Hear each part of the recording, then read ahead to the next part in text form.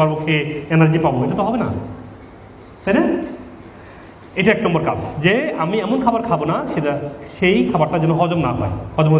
কোন খাবারটা আমরা খাবো না? আমরা যে মোটা দাগে দেখি যে খাবারটা আমরা খাওয়া ঠিক না, সেটা হচ্ছে বাজারের তেল, যে তেলটা ইনফ্লামেশন তৈরি করে। আমরা যদি দেখি যে গমের তৈরি খাবার আমরা খাবো না।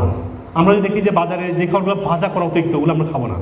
প্যাকেট করা, ফ্রাই করা, বিভিন্ন ক্যানে ভরা, এগুলোর মধ্যে কেমিক্যাল থাকে প্রচুর।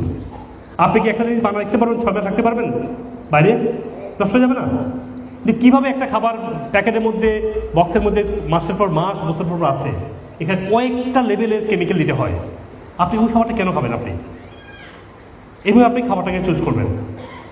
আর খাবার মানে হচ্ছে আল্লাহ প্রদত্ত খাবার, শাকসবজি, ফলমূল, সাগরের মাছ, পিওর ডিম, তারপরে হচ্ছে যে আপনার বাদাম, এগুলো হচ্ছে আপনার রিয়েল খাবার। বাকি যে খাবারগুলো আছে না, পাস্তা, পরোটা, সিঙ্গারা, সমোসা, পিৎজা, বার্গার, এই খাবারগুলো আপনি তাকাবেন না।